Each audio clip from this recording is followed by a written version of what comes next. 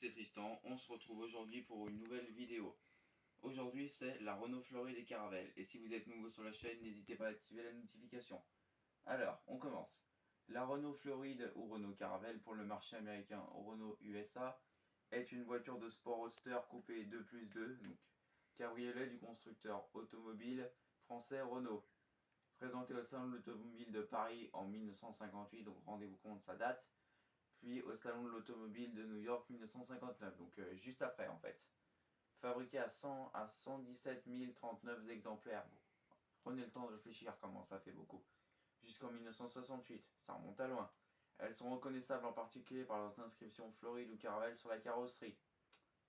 À la fin des années 1950, l'important succès commercial de la Volkswagen Coccinelle. La Volkswagen Coccinelle est une voiture très marrante. Allez voir sa photo, je vous recommande.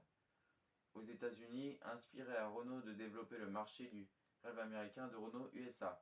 Des milliers de Renault Dauphine traversent alors l'Atlantique, mais faute d'importante concurrence et d'organisation de son exploitation, sur un marché très particulier, exigeant avec une politique commerciale adaptée, les ventes Renault USA ne décollent pas et les voitures stagnent sur les parkings des concessions.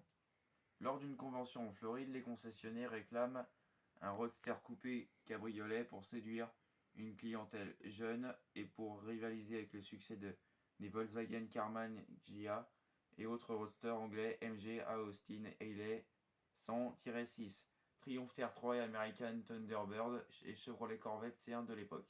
Pierre Dreyfus, alors PDG, président directeur général de la régie,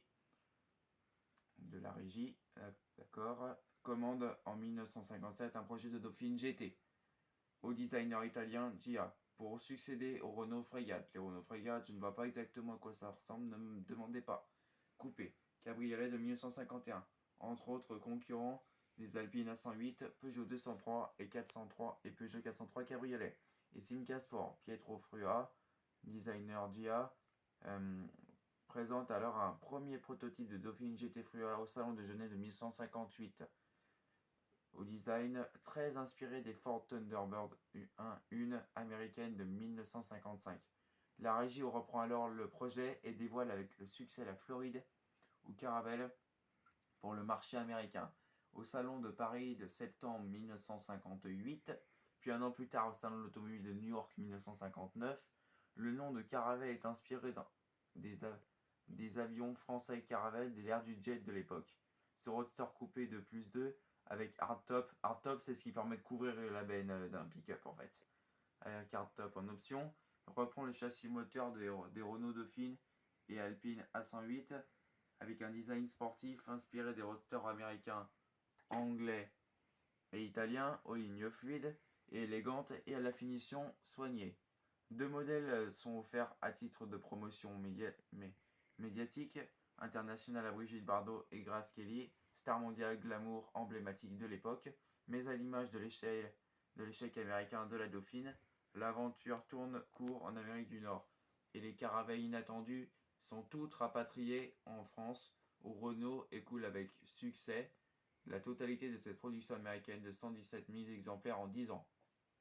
Donc voilà, vous aurez su pas mal de choses. Sur ce, j'espère que cette vidéo vous a plu. N'hésitez pas à vous abonner et à poser le compteur des pouces bleus.